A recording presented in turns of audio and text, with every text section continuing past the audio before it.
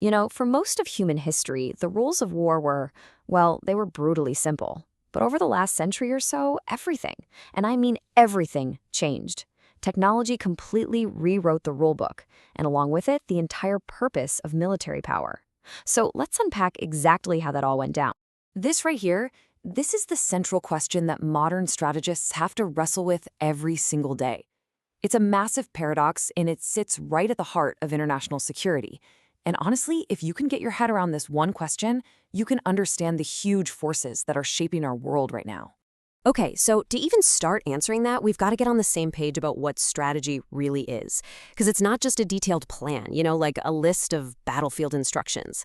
At its very core, it's a way of thinking, a conceptual approach to solving unbelievably complex problems. And a really helpful word for this is design.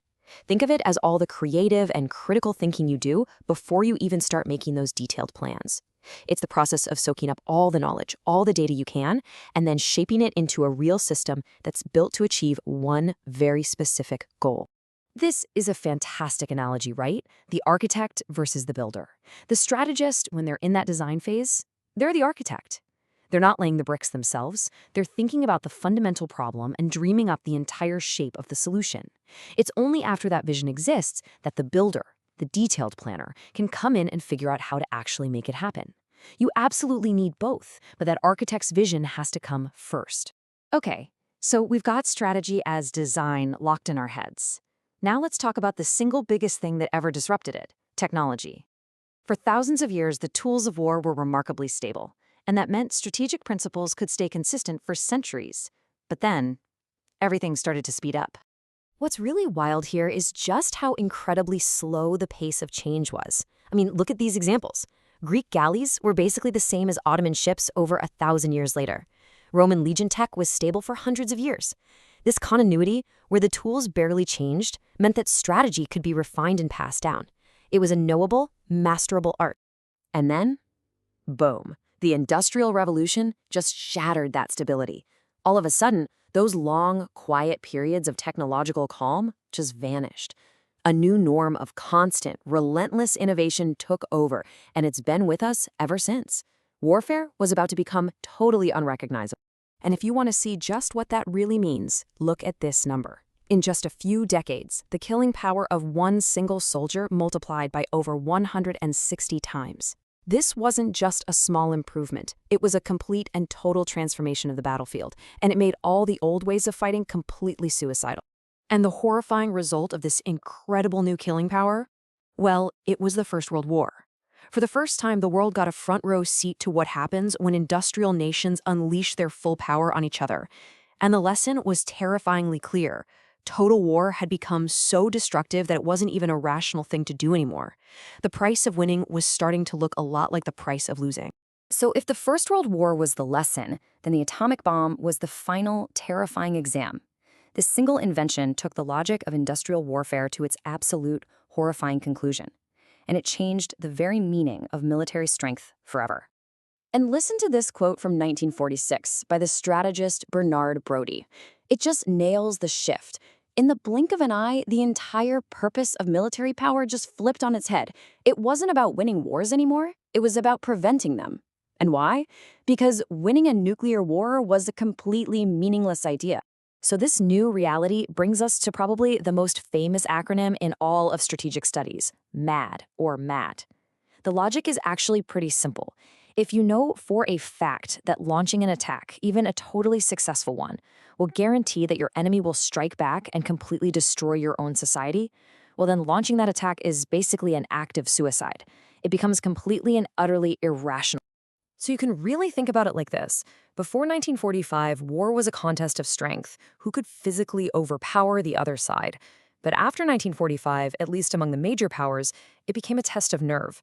It was all about signaling, about showing resolve, about managing crises, anything to avoid ever actually having to use that strength in the first place. But here's the thing. This nuclear standoff between the superpowers didn't just happen in a bubble. It created these massive ripple effects all across the globe, as advanced military technology started to spread like never before, driven by a powerful new set of incentives. And you can kind of see this spread happen in a few key stages. Way back, it was through direct colonial expansion, but in the modern world, it really sped up through two main channels. First, a huge international arms trade, and then as more and more nations got the know-how to build their own advanced weapons. So, why would a country sell these incredibly powerful weapons? Well, it's a mix of reasons, really. If you sell more, it lowers the per unit cost of weapons for your own military, and it helps pay back those eye-watering research and development bills. But it's not just about the money. It's also a powerful tool for buying political influence and locking in alliances around the world. And all of this creates what some people call a qualitative treadmill. It's a great image, right? The cutting edge of military tech is always moving forward, which forces every other country to basically run just to stay in the same place. And the result is that even when there's peace, nations are stuck in a state of permanent military mobilization, just so they don't fall behind. And that brings us right up to today, to the massive challenge for strategists right now. All of these forces, the rapid technological change, the nuclear standoff, the global arms trade, they all come together to create this deeply unstable and paradoxical world. At the very heart of this problem is something called the technological imperative. It's just this relentless pressure to keep up with the latest and greatest military innovations.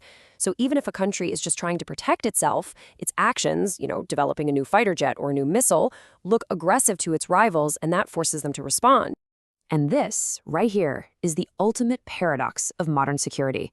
The old wisdom always said that if you want peace, you have to be prepared for war.